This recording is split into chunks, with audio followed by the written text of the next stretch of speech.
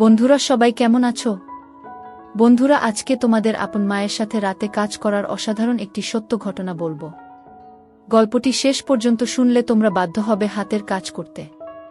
না হলে সবাই আমাকে কাজ করে দিয়ে যাবে, আমি বাধা দেব না। আজকে যে গল্পটা বলব তা আমার জীবনে ঘটে যাওয়া এক সত্য ঘটনা। গল্পের নায়িকা নাজমা আক্তার একজন ধর্মভীতু গৃহিণী নারী। স্বামী আজমল ও এক ছেলে নাজমুল এবং এক মেয়ে নূপুরকে নিয়ে তার সুখের সংসার। ছেলে নাজমুলের বয়স ২২ বছর, মেয়ে নূপুরের বয়স ৫ বছর। নাজমুল এই বছর সদ্য ম্যানেজমেন্ট বিষয় হতে মাস্টার্স পাস করেছে। আজমল গ্রামের বাজারে কসমেটিক্স এর দোকান করে, যাতে করে নাজমার সংসার ভালোভাবে চলে যায়। নাজমা দেখতে বলিউড নায়িকা সোনাক্ষী সিনহার মতো, কিন্তু নামাজ রোজা ও পর্দার ব্যাপারে খুবই সতর্ক। সপ্তাহে একবার নাজমা আজমল এর কাছ থেকে কাজ করিয়ে নেয় এবং এতেই নাজমা অনেক খুশি। ঘরের কাজ এবং নামাজ রোজা করেই নাজমার দিন পার হয়ে যায়। নাজমা এবং আজমল ৮ বছর প্রেম করে পালিয়ে গিয়ে বিয়ে করে, যার কারণে নাজমার পরিবার থেকে এখনও ওদের সম্পর্কটা মেনে নিতে পারে নাই। আজমল এবং নাজমা বাদে নাজমুল ও নূপুর নাজমার বাপের বাড়ি যেতে পারে। নাজমার মা টুনি বেগম নাজমুলকে নিজের জীবনের চেয়ে বেশি ভালোবাসে। নাজমুলের বর্তমানে বেকার সময় যাচ্ছে, নাই পড়ালেখা নাই কাজ। বিকালে বাবার কাছ থেকে বাজারটা আনা হলো নাজমুলের একমাত্র কাজ। তাই গত কয়েকদিন ধরে নাজমুল এর একটা বাজে অভ্যাস হয়েছে, লুকিয়ে লুকিয়ে আম্মু নাজমার দেখা। কারণ তার মা অনেক সুন্দরী। বিশেষ করে আম্মু নাজমার বিশেষ অবস্থার একটু ছিটেফটা দেখলে নাজমুলের মাথাটা ঝিমঝিম করে। সাথে সাথে বাথরুমে গিয়ে ঠান্ডা করতে হয় হাত দিয়ে। নাজমুলের কাছে মনে হয় আম্মু নাজমা দুনিয়ার সব থেকে সুন্দরী নারী। তাই সে মনে মনে শপথ করেছে আম্মু নাজমাকে সে তার রানী করে ছাড়বে। গত কয়েকদিন উনার কি হয়েছে, ১ মাস হয়ে গেল একবারের জন্যে ও হাত দিল না। এর আগে তো এরকম হয়নি উনার। রান্না করতে বসে আম্মু নাজমা স্বামী আজমল এর কথা ভাবছিল। হঠাৎ খেয়াল হলো দুপায়ের মাঝে একটু অনুভব হচ্ছে।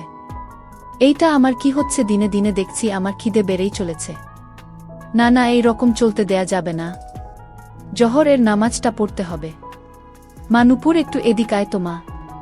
নূপুর কি মা? বলো মা, তুই জালটা একটু দেখতো মা, আমি গোসলটা সেরে নেই। নামাজের সময় চলে যাচ্ছে। নাজমুল বাজার এ আসছে বাবার কাছ থেকে বাজার নিতে। বাবার দোকান এর একটু কাছে আসতে নাজমুল এর কাছে সন্দেহ লাগলো। বাবার দোকানের সামনে এই মেয়েটা কে? আর বাবা কোথায়?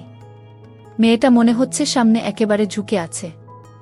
নাজমুল মনে মনে ভাবল, না, আমাকে রহস্যটা জানতে হবে। নাজমুল একটু কাছে গিয়ে অন্যদিকে তাকিয়ে বাবা ও মেয়েটার কথাগুলা শুনতে চেষ্টা করল।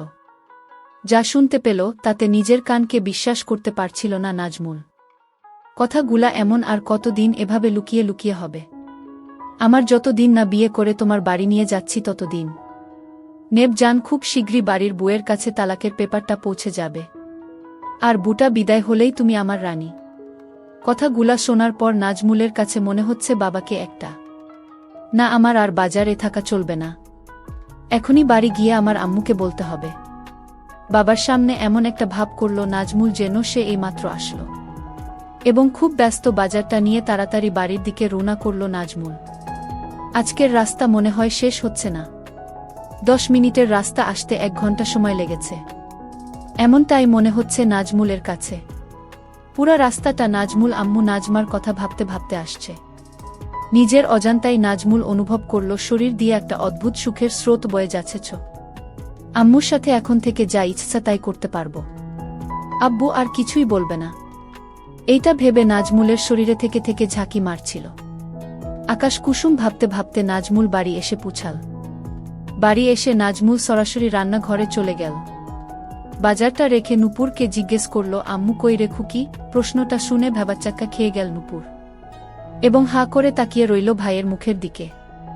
কারণ খুকি তো একমাত্র বাবা তাকে বলে। কিরে হাঁ করে রইলি কেন? শুনতে পাসনি কি বললাম? বোনকে জোর গলায় ধমক দিল নাজমুল। ও আম্মু, আম্মু তো কলতলায় গোসল করতে গেল। নূপুর ঘোর কাটিয়ে উঠে উত্তর দিল। নাজমুল আর দেরি করল না, দ্রুত পায়ে চলে গেল কলতলে।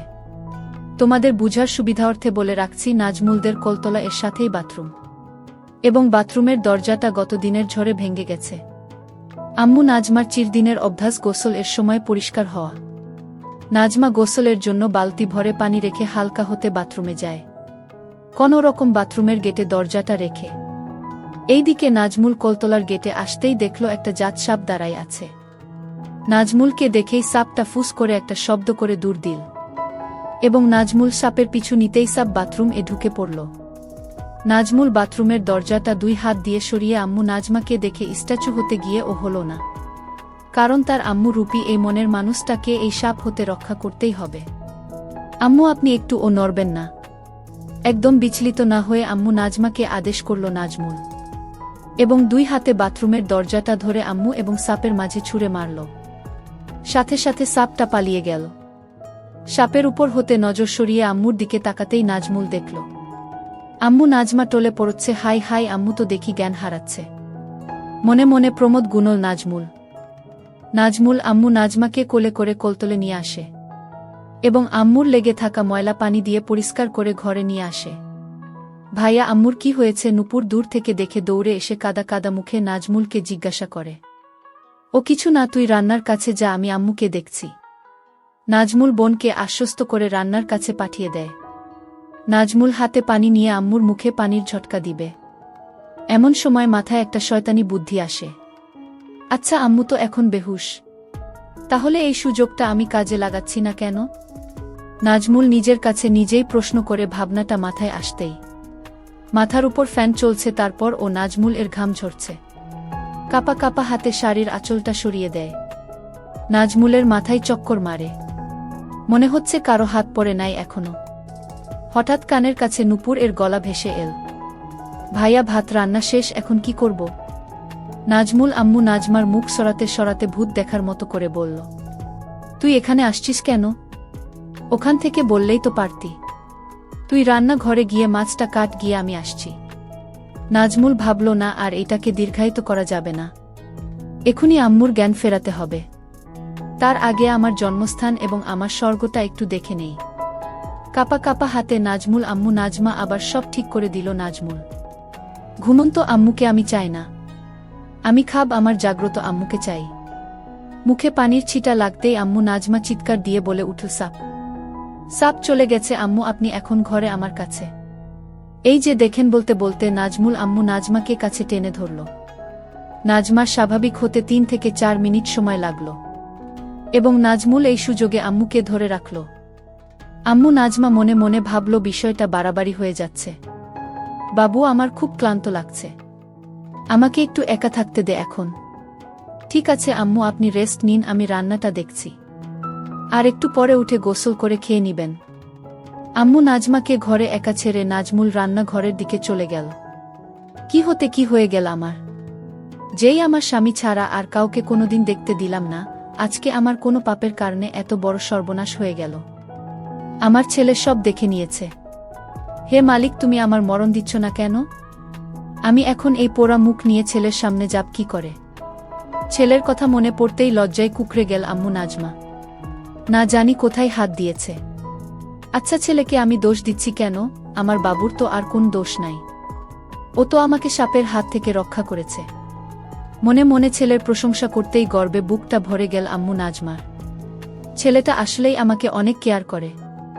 ও ওর বাবার মতো না, ও একদম আলাদা। ওর বাবাটা যদি ওর মতো হতো। একটা গভীর নিঃশ্বাস ফেলল আম্মু নাজমা। যাই হোক, অনেক পাপ লেগে গেছে, যাই গিয়ে গোসল করে নামাজ পড়ে আমার মালিকের কাছে ক্ষমা প্রার্থনা করি। মনে মনে কথাগুলা ভাবতে ভাবতে তড়িঘড়ি করে বিছানা থেকে নেমে পড়ে। আম্মু নাজমা দরজার কাছে গিয়ে পা 2টা যেন অবশ হয়ে আসল। আম্মু নাজমার ছেলে যে তার সামনে রান্নাঘরে বসে এই দিকে ফিরে তরকারি কাটছে। এখন ছেলের সামনে দিয়ে কোলতলে যাবে কিভাবে, এই ভেবে আম্মু নাজমার ঘাম বের হচ্ছে। তবুও যে আমাকে যেতেই হবে, আমাকে পবিত্র হয়ে আমার মাওলার হুকুম পালন করতে হবে এবং আমাকে ক্ষমা প্রার্থনা করতে হবে। ভাবতে ভাবতে বড় একটা ঘোমটা টেনে দ্রুত পায়ে কোলতলে চলে গেল আম্মু নাজমা। রান্নাঘরে বসে ঘোমটা দেয়া আম্মুর দ্রুত চলে যাওয়ার দৃশ্য দেখতে দেখতে নাজমুল মনে মনে হাসতে হাসতে ভাবল, আমার আম্মুর লজ্জা দিন দিন বেড়েই চলেছে। খুকি, আমার তরকারি কাটা শেষ, তুই তরকারিটা কষিয়ে নিয়ে ভাজি করা মাছটা দিয়ে ঝোল রান্না করিস। আমি বাবার সাথে ফোনে কথা বলে আসি। হ্যালো আব্বু, আজকে আপনাকে একটু আগে আসতে হবে।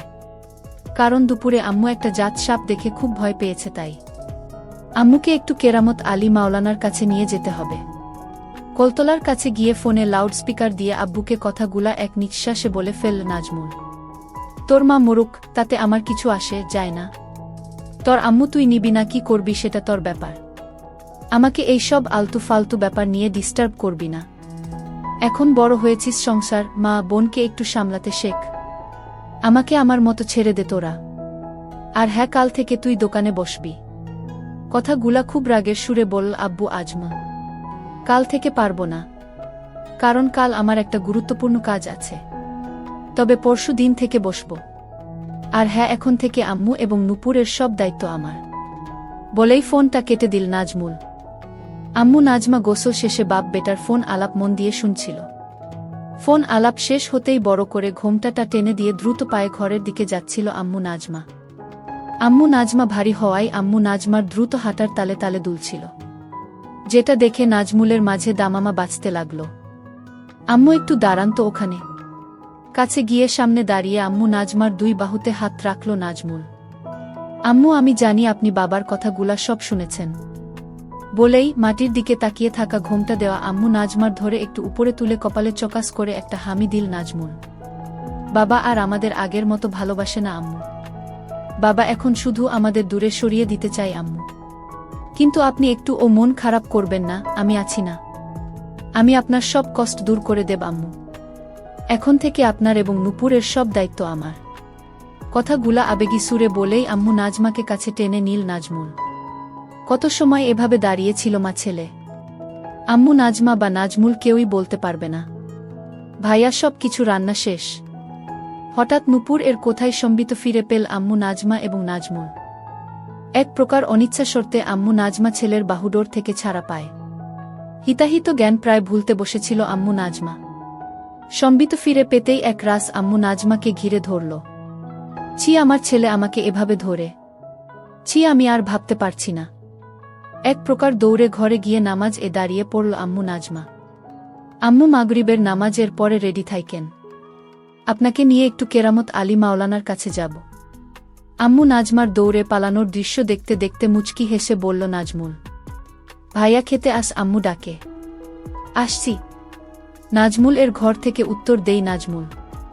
আম্মু, তাড়াতাড়ি খেয়ে ঘুমিয়ে পড়ো, আমি আর তোমার ভাইয়া একটু হুজুরের কাছে যাব। খেতে খেতে মেয়ে নূপুরকে তাগাদা দেই আম্মু নাজমা। বাড়ির বাইরে কোথাও যেতে চায় না আম্মু নাজমা। কিন্তু কেরামত আলী মাওলানার কাছে যেতে কখনো না করে না। নাজমুলদের বাড়িতে সবাই মাটিতে বসে খায়। আম্মু নাজমা এবং নাজমুল মুখোমুখি বসে খাচ্ছে। ঝুঁকে মাটিতে বসে খাওয়ার জন্য আঁচলটা একটু গেছে। আম্মু কি বোরখা পরে যাবেন? ইঙ্গিতটা আম্মু নাজমা বুঝতে পারে। তাড়াতাড়ি আঁচল ঠিক করতে করতে, না বাবা, বোরখা পাপ কোথায়? তোর বাপ কি আর বোরখা কিনে দিয়েছে আমাকে? আগের বোরখাটা ছিঁড়ে যেতেই কতবার বললাম একটা বোরখা কিনে দাও, দিল না কিনে, তার নাকি টাকাই থাকে না। অনুযোগের সুরে বলল আম্মু নাজমা, গু আমি কিনে দেব। আজকে শাড়ি পরেই চলেন। আম্মু নাজমার অপাদ মস্তক দেখতে দেখতে বলল নাজমুল। খাওয়া দাওয়ার পাট চুকিয়ে নিয়ে নাজমুল তার নিজের ঘরে এসে রেডি হয়ে নিল। আম্মু নাজমা মেয়ে নূপুরকে ঘুম পাড়িয়ে রেখে আয়নার সামনে দাঁড়িয়ে চোখে একটু কাজল দিয়ে নিল, আর একটু আতর মেখে নিল। এই আতর আর কাজল ছাড়া কোনো প্রসাধনী ব্যবহার করে না আম্মু নাজমা।